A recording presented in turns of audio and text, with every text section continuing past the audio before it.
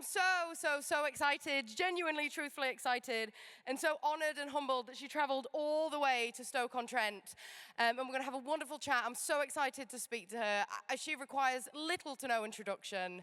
Ladies and gentlemen, welcome to the stage, Katherine Ryan.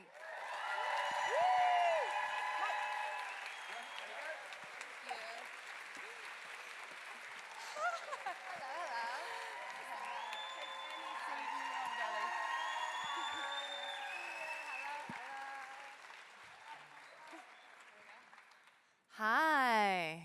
I'm absolutely amazed that people have had such an engaging day without white wine, is what I wanted to say.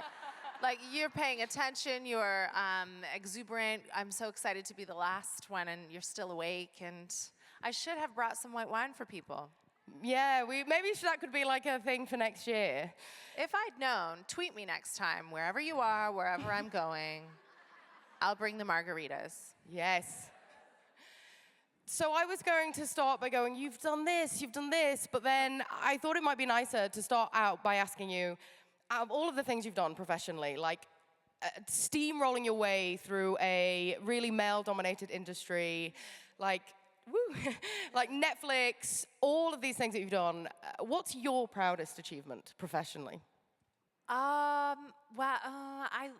really love doing television and getting to write and having different challenges, like Roast Battle is a unique challenge versus being on a panel show versus being in someone else's sitcom or writing my own sitcom. I love all of that, but I wouldn't be doing any of that if I didn't have the craft and the foundation of stand-up.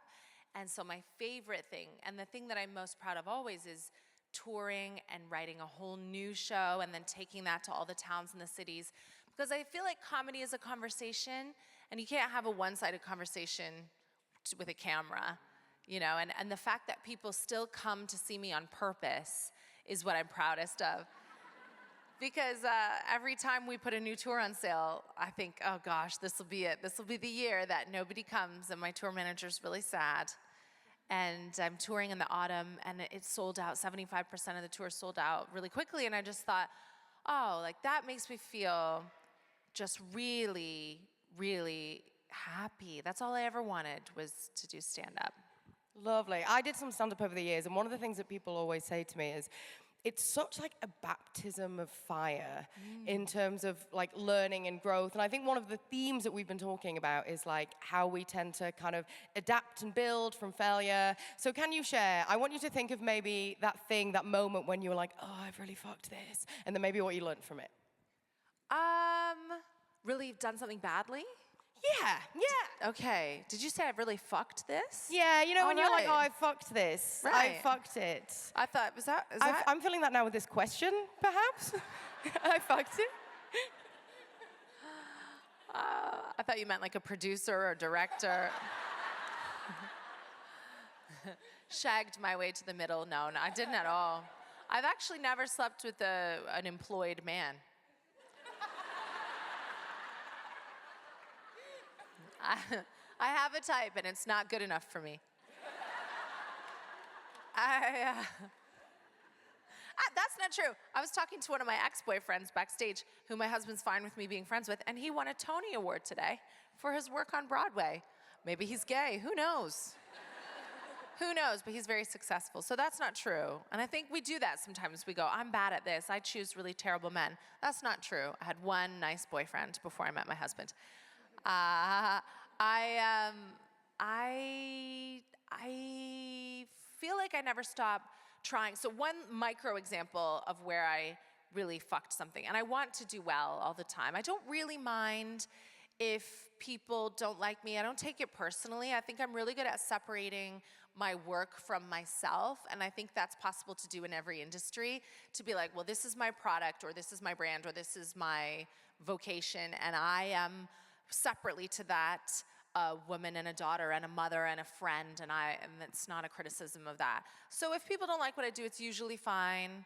If I mess up though, if I do the wrong thing and hurt someone's feelings, then I do feel awful and grief-stricken and panicked and wounded. So 2 weeks ago, I put something on my podcast, which I self-publish and self-produce. this is how these mistakes happen. I put something on my podcast that was supposed to be a secret, and I didn't realize, and it was very innocent, but as soon as someone, and I'm very grateful, someone let me know right away listening to it, as soon as it was downloaded, it had only been up for an hour, and someone said, hey, I think that was a secret. I was like, oh my gosh, and I think I felt really proud of my ability to act clever in a crisis and act swiftly. So the first thing I did was ring my husband and coach him from the car on the way to a gig how to take the podcast down remotely, which was a struggle, but he did it.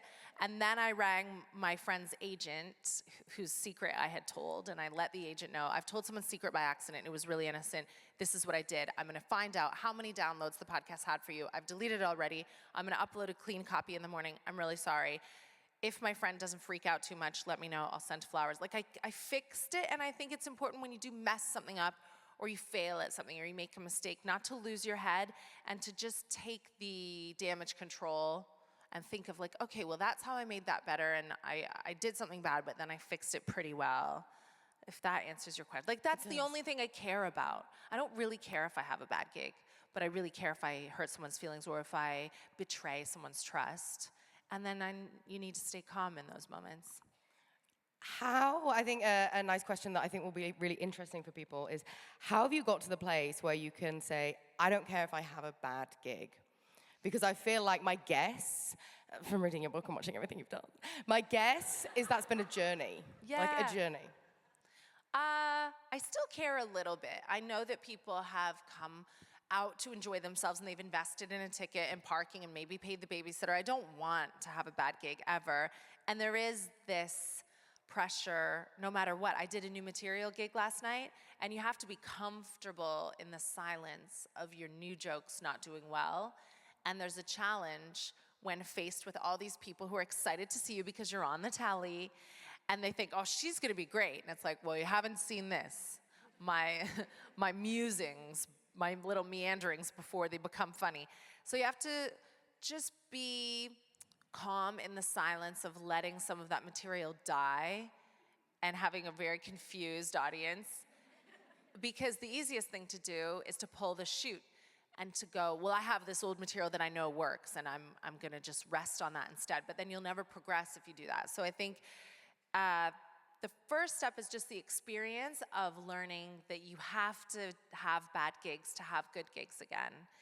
And it used to wound me terribly. I opened for Frankie Boyle 10 years ago at a Christmas do in the afternoon. And I turned up and it was only men, like 1,800 men in Christmas jumpers in the afternoon. And I forget what the industry was, but they were at the Tower of London for some reason, or some venue around there, and I was the only thing standing in between them and a good time. And they really wanted Frankie Boyle, and I was this young American woman to them anyway, just not being funny for 20 minutes. And at that time, I really needed to get paid. And I thought, if you don't do the full 20 minutes, you won't get paid. So I stood there and I took absolute bullets for 20 minutes. Which, when you're really doing badly, dying on your hole, we call it. 20 minutes feels like 2 hours. And then I learned, do you know what? Why did I subject those jolly Christmas men? I could have just left and given them what they wanted, which was Frankie Boyle. And so it's just experience. You have to have those failures, but it makes you stronger, and you learn. All those men were disappointed, but they would have forgot about it as soon as Frankie came out, and they had a great day. And no one else is thinking about you. They wouldn't carry on their lives being like, do you remember how shit that Canadian girl was? They don't think about me at all. You only really focus on yourself and your own failures, so you might as well give yourself a break. No one else is thinking about you. I really like that kind of idea of like, don't pull the chute, don't pull the chute. Yeah. And we were chatting backstage, and I was like, is it annoying getting recognized? And you said something that is similar to what you just said, like, nah, people aren't noticing me. People are doing their own thing. Is that something that you find a lot? That's where you get your confidence from, this idea that actually nobody cares, people forget? It's a wonderful, really liberating thing to be a clown and to have your work really not matter. I love that I'm not part of an ensemble or a band. I'm not letting anyone down, really. Or a surgeon, a cardiologist. Those are the jobs that every move matters so much. And I think a lot of people work as part of a team when you have people counting on you. But even if you're not a lone wolf like me, yeah, you have to separate yourself from that and realize that no one is more focused on your stuff than you are. And if it doesn't matter in 5 years, then why should it matter to you right now? You're not going to do better with heaps of anxiety and self-doubt. You're only going to do worse. So you might as well, I mean, Sarah Millican has a wonderful rule that all comedians talk about, and it's the 11 a.m. rule. And she says, if you have a bad gig or you make a mistake, you can feel terrible about yourself until 11 a.m. the next day, and then you just have to let it go. That's just the rule. And I don't know why, we're quite regimented for clowns. We follow the rule. I guess you kind of have to, right? Yeah. And one of the things that I've noticed, so when I announced that you were speaking here, people were like, have you met her? What is she like? And I was like, she's really nice. And I think one of the things I said, and I got this sense, and I don't know if this is true, but I get a sense that you're like a grafter, like you work, you put the work in, like you show up, you take gigs, you do things. So what role, is that, before I ask you the question, is that fair? Is that fair? Oh, yeah. Yeah, I really get that sense. So what role do you think is just like pure hard work played in your life, do you think? I worry about my daughter because she's a Nepo baby and she's nearly 15, and the attention spans of young people are so different and they have access to everything right away. And also I'm a really terrible mother, so I have indulged her. And I'm reading about the devouring mother, which means I've overindulged her out of her own competence, and I'm worried about having done that. My husband pointed it out to me, even though I've done the very same to him. He says I'm a high performance woman. I'm like, I'm a regular performance woman and you're a moron. But I love it. So in my marriage specifically, and please don't tell anyone else I said this because I hope to remain married, but you can sort of probably sense since I came out here that there's some tension at home, and that's only because we have small children at the minute, and I'm trying to go back on tour again, and I'm the working parent, and I'm always doing 12 things at once. And I think a lot of women lose themselves in resentment because we naturally are a little bit, I think, better at multitasking. Is that fair to say, or are we just tricked into thinking that we are? Yeah, and I know my husband is giving 100%, but to me it looks like a 4 out of 10. And I can't switch off from having my children and my responsibilities in the schedule, but by the 9th hole, he's forgotten he has a family. So I've learned, and I don't know if this is gonna work for 40 years or for 50 years, but in my marriage with very small children for the last 5 years, being a working parent and multitasking, I have turned again. And it sounds wanky to say, and people don't expect me to be religious, and I'm not really like denominational religious, but I've turned to Christ, AKA Beyonce, and I've turned to like gratitude, and I wake up every day and I go, God, thank you for making me so competent. Thank you for making me resourceful and resilient and able to stay up all night with the children while they're sick and also go to work in the morning and then do all these jobs and do the admin of not only earning the money to pay the bills, but physically logging in and paying all the bills and remembering the orthodontist appointment and the dog's medicine and everything else.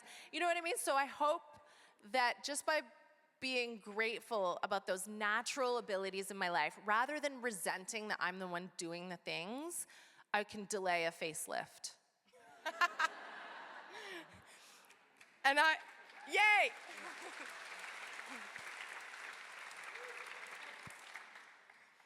And I think like hearing this, like one of the talks we had earlier was this kind of like, I think sometimes when we think like we work really hard and we go and we do things, that's almost shamed a little bit, I think. It's like, don't work, kick back and relax, which is so fine. So given this, like I get this sense that you graft and you work, and in your book, like, you know, you were gigging at festivals when, I'm about to say your daughter's name, which I feel is like super creepy because we don't know each other. But when Violet was a child, like you took her to festivals, and so how working in such an industry and working so hard, and it really about being like Katherine Ryan as the brand, how have you learned to separate your sense of self-worth with your professional success? I don't think I've had to learn that because I'm professionally successful, so my sense of self-worth is high. You know what I mean? I think that, like, to be very honest with you, I don't know. I think that I've separated the two things, and there are, isolated engagements and incidents where I don't do so well, and I don't go home and get depressed about it. I think a lot of that is luck and just natural chemistry and hormones, and I just have a very functioning brain that doesn't get sad, and that's all just chance. I think I was just born with that so far, but I don't know how I would handle it if people just stopped coming to see me and I had to reassess who I was. And I mean, motherhood was definitely a professional setback, and I can see how there are people who would struggle and lose their sense of self. I see where postnatal depression comes from and all these different things, because it's very difficult to remain autonomous and to retain your sense of self when you become someone's mother and you have all these dependents. And I think that was a challenge for me. Also, I looked different. I gained 50 pounds immediately, which I don't know how many stones that is, like one boulder. And I'm all about inclusivity and body positivity. Some people feel and look great, all different sizes, but I gained it all for some reason in my neck. It was just a very odd shape. It didn't look good on me. The same way a fringe looks good on some people, a fringe doesn't look good on me. This neck 3 stone just didn't suit me for some reason. And people were vocal about it on the internet, and people had to recalibrate just this brand idea of like who I was and what I looked like even, and the subjects that I was talking about all of a sudden because I had babies again. So I think that was a little bit difficult, and I wasn't sure if I get myself back, not just the way I recognize myself in the mirror, but the things I didn't know if I'd ever be interesting again, because I still haven't slept in 2.5 years. So that was a bit challenging, and I had to just remember, like, you have these professional skills, and I think it's an unfair lie to say to women that you can have it all. I think Western feminism is quite flawed. What they actually mean is you can have a baby, we'll tip you out of the NHS bed and get you straight into the tax so you can start paying taxes again. I don't think you can have it all at the same time. So I think I had to just be a little bit mindful about seasons. I was like, well, this is a season of my life. This isn't my entire life. And my career is gonna have to take a backseat in this season. And then next season, hopefully I can get back to that and find some balance again. I think that's a really nice idea of seasons, and I think I like pour my whole heart and soul into my work, and so in those times in my life, maybe when I'm in a season of being quiet, I'm like, oh my God, oh my God, oh my God, and it's really difficult. So I think my question for you is, how are you feeling like raising a teenage daughter in the world that we live in with social media? And it was so much fun when we were younger. We just got to like act like dickheads and there were no phones, and that was great. And so what's the difference? And are you finding that you're like helping her develop confidence, and are you seeing anything for her being a teenager? Well, she has astigmatism and she's short-sighted now. We just learned last week because she spent so much time on screens. So that's a worry. I said to the ophthalmologist, I said, well, she had an eye test when she was 7, so how could her eyesight deteriorate? And she said, phones and screens and social media, and I see it all the time. So hopefully their body image is not harmed by social media the way we think it might be, because they can't even see what they're looking at. That's the silver lining. You know what I mean? Why don't I look like Kylie Jenner? You don't know what she looks like. You can't see. You do. Yeah, you do. So I don't know. Violet is very mentally robust. She's a lot like I am. She doesn't have, so far anyway, issues at all. And I was a very dramatic teen, and I didn't have those influences. I was, oh my gosh, I mean, I pulled all my eyelashes out at her age, which is called trichotillomania, but didn't have a name because it was the 90s. I was quite anxious. I was really unhappy doing what I was doing, living where I was living. I didn't think my parents were qualified to be in charge of me. I wanted to be an adult. So I know all those feelings that start to whip up in a teenage young woman. And so we just try to give her as much grace as we can should those feelings arise, should she become disrespectful at any point, or like she just hasn't. So far, so good. But I don't know. I mean, I talk a lot about social media in terms of publishing. I always say to her, be careful what you publish, because I think if young people consider it in those terms, it's far more serious. And they'll screenshot everything, and they weaponize all their language and behavior, and they have more evidence of being a bitch than we had. I could be a secret bitch and get away with it. And so you have to be really kind now.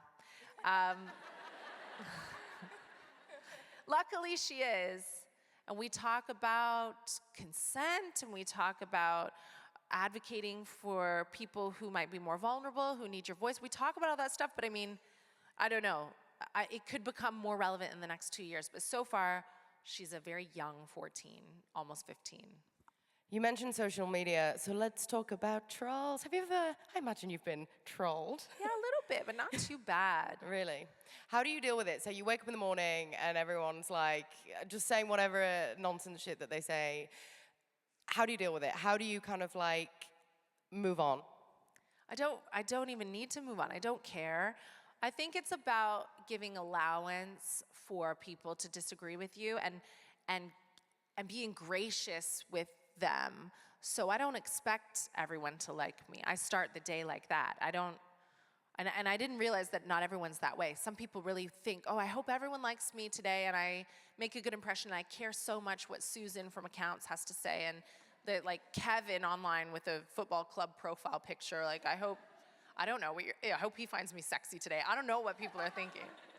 I don't care I think that I would be wounded if someone that I respected came to me, again, respectfully, and was like, I really hated this piece of work that you did, and I think you're a bad person, and also you need to slow down on, fillers, which isn't relevant. I don't even get fillers anymore, because I feel like it's a young woman's game. Over 40, I think fillers are dangerous.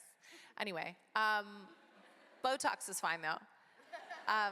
If someone that I respect, then I think I would consider what they had to say. But these people online, if they feel entertained by disliking me and by vocalizing their disdain for me, then I'm providing them a service. They're entitled not to like me. It doesn't bother me. And if they get a kick out of abusing me online, I really don't care.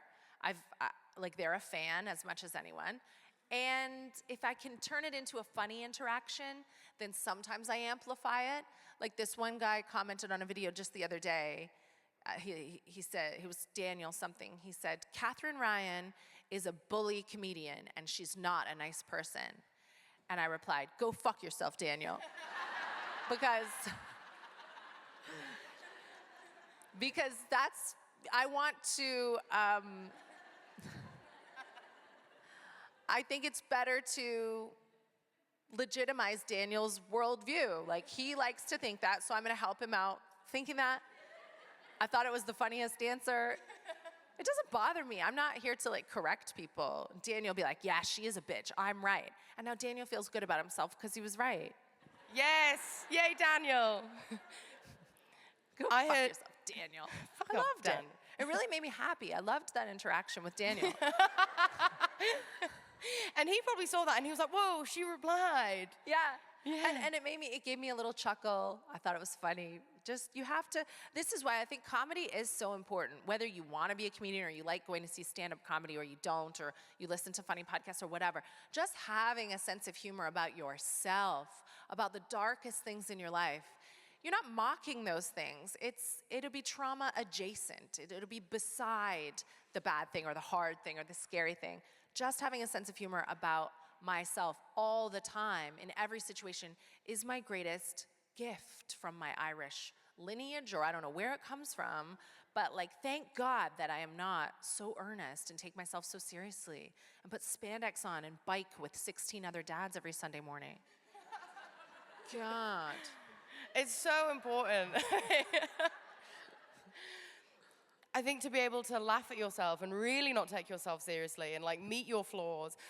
And I heard someone say once, like, we are all the villain in someone's story. Yeah. And I like the idea of, like, you know, people sitting around a table being like, oh my God, like, Kizzy is like a bitch. And now I can think of it like, I'm providing them a service. Yeah. Like, you enjoy that. You go ahead.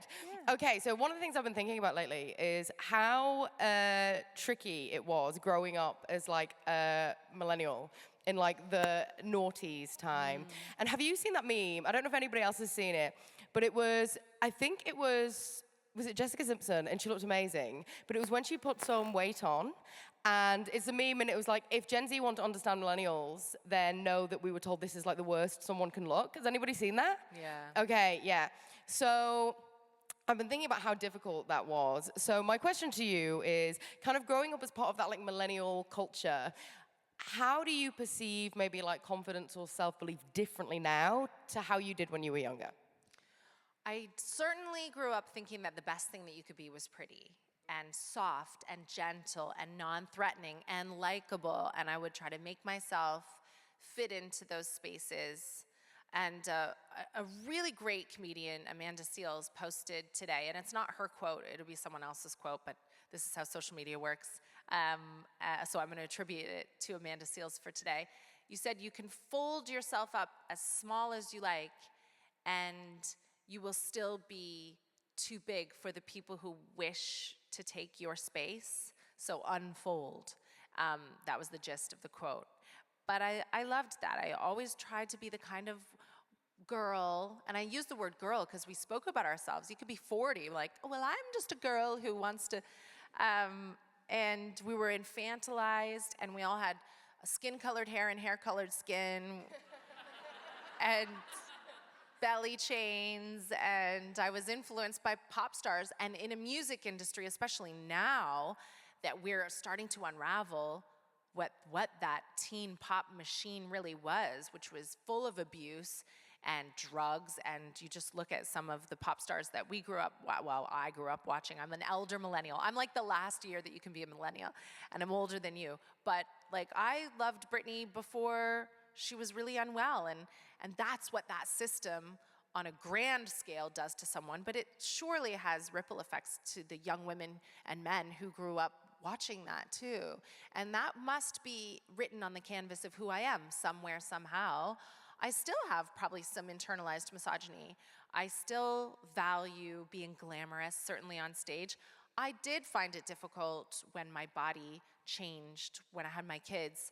So even though I can cognitively rise above that stuff, and I know that it's stupid and I know it doesn't matter, it doesn't really affect me that much, my little baby animal brain that can't really be rewritten still throws up reminders of like, oh, you don't want to be that way, you don't want to say the wrong thing, you don't want to look the wrong way, you don't want to take up too much space. And I think it's about mindfully knowing the difference between like, okay, these are just messages from my damaged inner child, but I luckily am an intellectual and I know that's wrong. And you just have positive conversations with yourself as well. And I would be lying if I said that, I'm not the perfect feminist. I worked at Hooters. I don't regret working at Hooters. I loved it. I've done some things that aren't that aspirational, and I still probably make choices that aren't as powerful as I would like, but I just try my best and mix all those things. I think to deny those things and move away from them is just like lying to yourself, and I'm glad that the industry is moving forward now. I think I heard on a podcast you saying that like, if you were friends with Britney, and maybe you are now friends with Britney, but if you, no, we're working on it. Working on it. Yeah. So if you were friends with Britney, I remember you were saying on a podcast and you were like, I would have been like, girl, we are going to get you out. Yeah. We are going to take care of you. And maybe she didn't have that. And I think one of the themes that's come up today is like this idea of like a support system. So tell me about your like, I feel like you've got girlfriends. You're like, so tell me about your girlfriends and how that influences your life, because I sense that maybe a lot of your ability to be like, look, I don't mind what these people on the internet say because I know who really has my back. I train people by being really unavailable. I don't call anyone. I don't ask anybody for anything. I sort of have hyper independence as a trauma response, I think. And that's what I was trying to communicate to people with The Duchess, which is my Netflix sitcom. I wrote this really bad lady who outwardly swore a lot and didn't need anybody for anything. And I think when we are used to seeing traumatized women or vulnerable screen characters, they drink too much, or they're slags, or they're crying all the time, and they're poor. And I wanted a woman who was really wealthy and who was also traumatized, but who communicated that in a different way with hyper-independence, because I think that's what a lot of us are more likely to do. To be like, well, you didn't show up for me, so actually I don't need anybody for anything ever, blah, blah, blah. So I do have a bit of that. And I'm quite busy with the kids. So I never call anyone. And that way, when I do call someone, I have a group of girlfriends who understand the way that I am, and they always answer the phone, and they're like, oh my gosh. So my phone is always like a bat phone, like a red emergency phone. If I'm calling someone, everyone in my life answers. And I have a really good friend called Emily Dean, who is an author and who writes about grief and who has a really funny podcast as well. Her book about grief is funny. It's called Everybody Died, So I Got a Dog. So it's really sad, but it's really, really funny as well. And that's what I mean when I say comedy can exist adjacent to like trauma. I'm friends with female comedians who are also very self-sufficient. Sarah Pascoe, Aisling Bea, Tiffany Stevenson, Roisin Conady. I surround myself with quite like-minded people who are busy, but if we need each other, then there's just no question everybody would drop everything. And they give the best advice, and they give advice via text because that's efficient. And I think that they know you well, and they give really clever advice when you might not be thinking that clearly yourself. So I mean, I love having them. I lean on them very seldomly, but they're there. That's so nice. I'm not a natural interviewer. It's not one of my core skills. So when this question just popped into my head as you were talking, I was like, you don't ask that question. That's a bad question, but I am going to ask it. That's exciting. It's just an open question, and the rule is like maybe the first thing that pops into your head that you feel comfortable sharing, share it. My question is, what do you think is bullshit? Oh, I don't know. What do I think is bullshit? I'm actually very open and curious and non-judgmental. So I think it would be difficult for me to call something straight bullshit. I wonder what I think is bullshit. What do you think is bullshit? And I'll have a think. I think that question was. No, it wasn't. But I tried it. I tried it. Hey, listen. First of all, don't go back on your instincts, because your instincts are always right. And you don't know how refreshing it is to be asked a question that I haven't been asked before. And it happens very seldomly. And you went out on a limb and you took a risk and you did it today, and I liked it. It's not your fault that. Yeah. It's not your fault that I don't think anything is bullshit. Denim. You're Canadian. Take that back. No, I'm back into like embellished denim. I think the government is the biggest example of bullshit that I have ever seen in my life. Like, that is well and truly bullshit. Like these liars, these thieves, these criminal, scoundrel, warmongering, power-hungry psychos who are in this system that really Britain does better than anywhere else in the world, where you send your very young children away to a fancy all-boys boarding school, and then they internalize this like abandonment. I think it's kind of fine to go when you're 13, like the boys seem to like it, but like 5? And then they all go and they raise them like Spartans, and they teach them that they're gonna run the country. And then those same men who had multi-millionaire parents and were raised by a headmaster who didn't actually love them, those same men are like, well, here's how the education system should work, and let me revitalize the NHS. I'm like, what are you talking about? It's as though we took actual Martians from a different planet, and we're like, how would you run social care? Like, they have no frame of reference, they have no empathy. Like, I really think it's dangerous, crazy, and bullshit. Yes.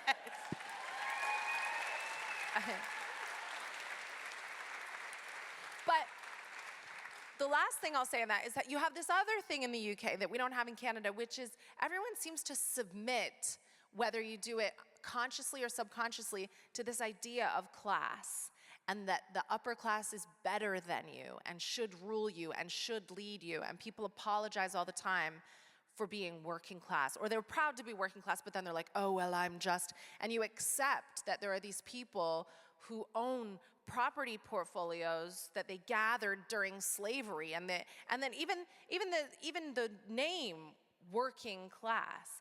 Like, aren't you ashamed to not be part of a class that works? They're like, oh, well, they're the working class. What are you, this sit back and spend your granddad's money class? Like, what are you, like a fucking idiot?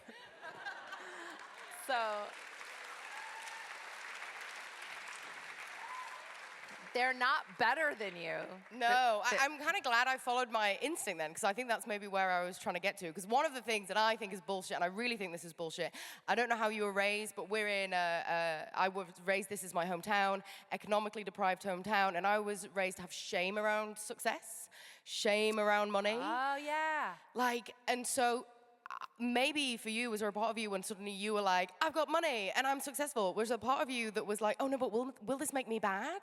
And how have you kind of like breathed into that? I do that on purpose. I lean into that on purpose because it's provocative and it's taboo, and especially for a woman to do it. I know that there's certainly an attitude of like, oh no, be humble now, like don't get above your station, blah, blah, blah, with everyone in this country. Weird. But also, in Canada, we don't care. We're new money, so anytime we get it, we're like, yay, I'm rich. But for a woman especially, and I think that's because we still, unfortunately, and not all men, but you'll know this thing went viral this week about, they asked 65,000 women, would you rather be alone in a forest, confronted by a bear or a man? And 65,000 women said bear. And the men were enraged by this. They were like, well, how could you pick a bear over man? What? I'm a good guy. What am I going to do? It was like, well, first of all, the bears aren't angry about the study.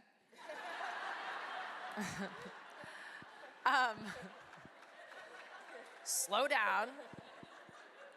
But there's this idea when you're a woman that you might do something to stick your head above the parapet or provoke or emasculate or humiliate. And to be independently successful and wealthy is certainly one of those. And again, we can be as intellectual and as progressive as we like, but there's somewhere in this animal brain where I think a lot of men still would struggle with that. So it makes you undesirable, it makes you confrontational, it makes you difficult, it makes you high maintenance. It's a weird thing, and they link it always to like romance. Like we care when we're trying to build a career. It's always like, well, how will you get a man? And how does your husband, Katherine, feel about being a stay-at-home dad? I'm like, well, I don't know. Like he feels like he gets to golf 3 times a week. I don't really think he minds. But even my husband, it's like supposedly emasculating for him to stay home with the kids. And I think feminism and equal pay and all these things isn't just about me. I want more. It's about giving different shapes of families opportunities to be non-traditional. And it's great for my children that my husband is available to them when I'm out working. And aren't I lucky that I can earn the kind of money that allows him to do that? And there shouldn't be shame or stigma attached to a dad who wants to be home with his kids. Like, how enriched will my children's lives be because they have this dad who's available to them? So, I mean, it's a slow progression, but you should never apologize or try to be too humble about earning money. I do it to be incendiary. Yes. Okay, so your book, or book, as we say here, is called Audacious, How to Be Too Much, when the world... I could have done my research. Well, originally it's called The Audacity as a hardback, and then when they released it as a paperback, they said, we'll call it this time, The Audacity, How Being Too Much is Just Enough. Tell me about being too much and how it's just enough. Well, it's the same really vein of everything. It's everything that I talk about. It's being opinionated or being political or being provocative or being glamorous or being unapologetic or being really confident. That, when you're a woman doing it especially, I think, is translated into being difficult or being egotistical or aggressive or all these different things. Like, certainly people who are gatekeepers in my industry, like commissioners and channels and things, very innocently, because they're just going off what their advertisers want, and their advertisers are just going off what their audiences want. They're saying, well, I don't know if Catherine's soft enough or warm enough, or, they want to describe me like I'm a duvet. They'd be like, could she be soft and warm enough to present this show? And I'm like, and there's a dissonance there, because I'm like, well, I'm not doing anything different than what the boys are doing. My job happens to be alpha. When I go to work, I have a microphone and I'm the only one who speaks. So that's not a masculine job, but it's certainly maybe considered an alpha job. And there are people who aren't ready or willing to accept that a woman can be in an alpha role. So then I'm labeled too much, or high maintenance, or like, oh, she's a lot. Like, people say that again about my relationship. They'll be like, bet she's hard work. And I'm like, I do all the work. And I need nothing from anyone, so I'm actually super low maintenance. But Whitney Cummings, I think it was, said to me, she's a comedian in America, she said, if a man especially ever tells you that you're too much, just reply that he must be too little.